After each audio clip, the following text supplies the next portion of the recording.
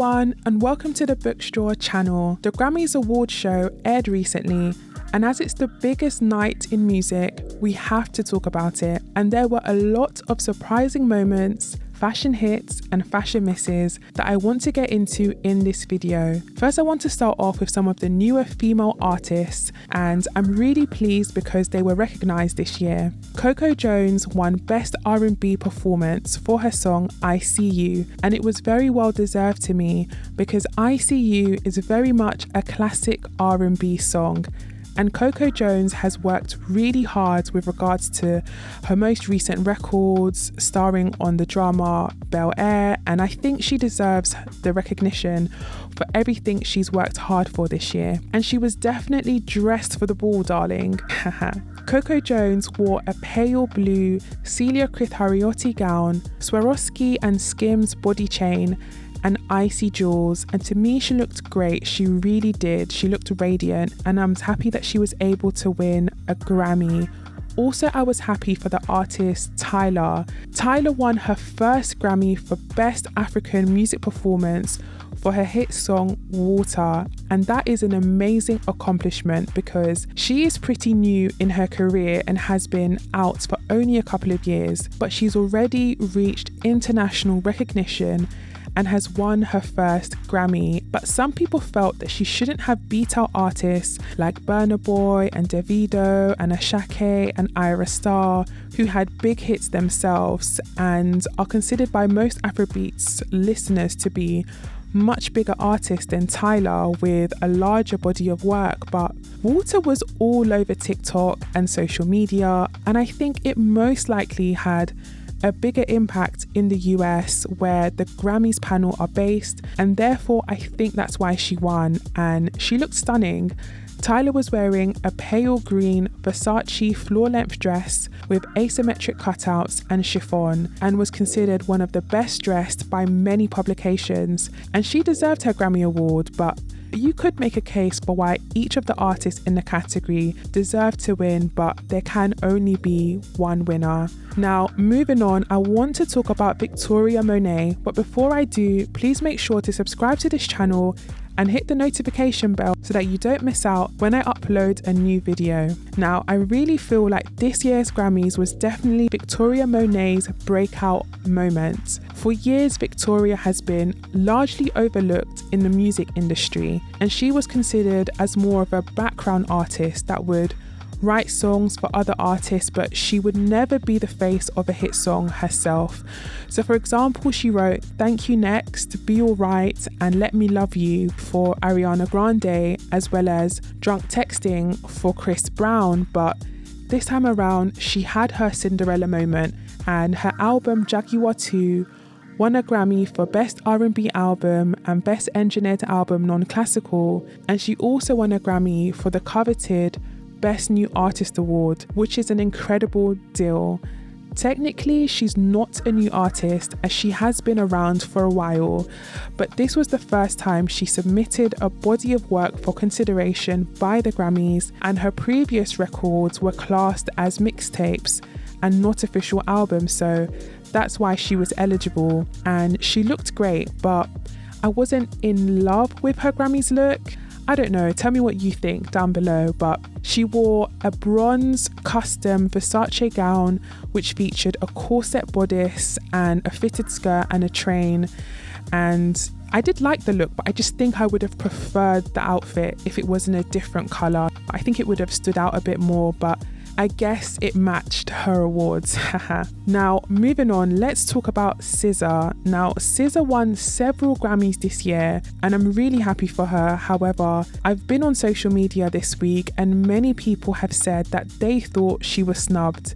They thought that SZA should have won Album of the Year for her album SOS instead of Taylor Swift's album Midnights, because they feel that although Taylor Swift sold a lot of records that year, she just didn't have the same impact as SZA's album SOS due to the commercial success that SZA had with her singles from SOS, including Kill Bill, Snooze and Blind. Well, personally, I disagree that SZA's album had more of an impact than Midnights.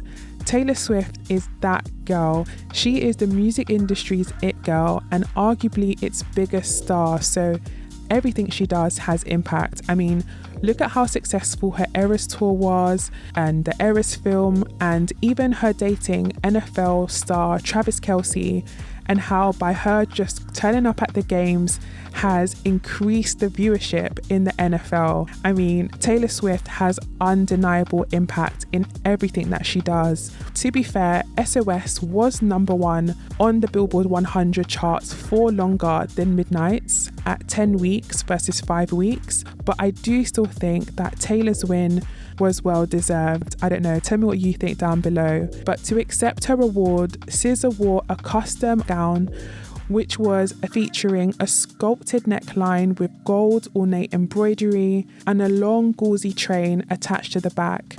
I loved it. And to accept her award, Taylor Swift wore a strapless Schiaparelli gown with a thigh-high slit and black opera gloves. And I think her styling was really nice also. I like 21 Savage, Busta Rhymes and Jay-Z's outfits, very classy and suave. I thought Miley Cyrus's styling was nice, but her outfit was very daring and very Miley Cyrus, very on brand. And congrats to Miley Cyrus, by the way, for winning Record of the Year for Flowers. And I thought Summer Walker's outfit was nice, but maybe more appropriate for a different occasion, like a Sunday brunch or something. But I did like Doja Cat, Gracie Adams, and also Boy Genius's looks. Very well put together. Now, it wouldn't be music's biggest night without some drama, right? And things got messy when Jay-Z got up on stage and called out the Grammys for snubbing Beyonce from the Album of the Year category. I mean, he was making jokes and remarks and also throwing a lot of shade.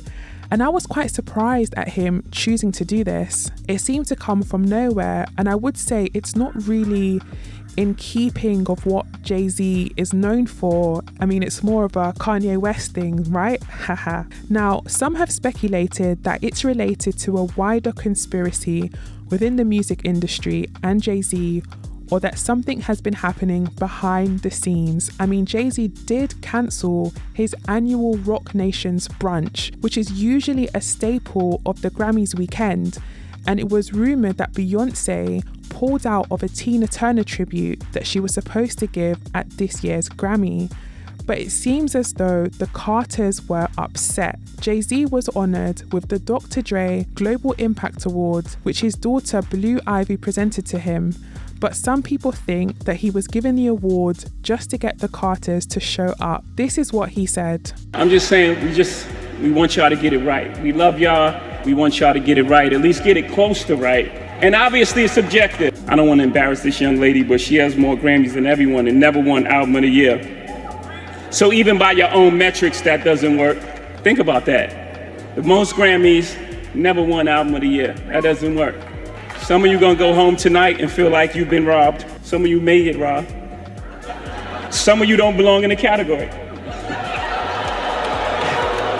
No, that was it. No, when I get nervous, I tell the truth. And some people were praising Jay-Z for his speech, such as Kelly Rowland, but some people were cringing and thought that Beyonce looked a bit uncomfortable. I mean, Beyonce has won 32 Grammys, which is the most ever. She's highly decorated and highly successful, even without one additional award in a Grammys category. And some people thought that when he said some people don't belong in their category, that he was throwing shade at someone in particular. Now, we have no idea who he was actually talking about, but some people on social media speculated that he was actually talking about Taylor Swift, who won the award this year, and she has broken the record as the artist with the most Grammy awards for Album of the Year wins. Now again, I don't know who he was talking about, but me personally, I think you should use your crowning moment to give thanks and acknowledgement to those that have helped you to get to where you are, and to celebrate your success rather than be messy or allegedly throw shade at other people. But that's just me. Now, in terms of the outfits, I recently did a video on Louis Vuitton's Autumn-Winter 24 menswear collection, which was cowboy themed and designed by Pharrell Williams. And Beyonce embodied the collection as well as her Renaissance World Tour, which she advertised with sparkly equestrian themes. She wore a Louis Vuitton jacket and matching bottoms with the brand's signature damier checkered pattern in crystals, and Blue Ivy wore a white princess-like dress from Vivienne Westwood. And Jay-Z wore a custom Givenchy suit with an ultra-rare Patek Philippe watch. So there was so much more that happened, but I wanted to give you my key takes. Tell me what you think below, and like, share and subscribe. Thank you so much for watching, and I hope to see you in my next video. Bye!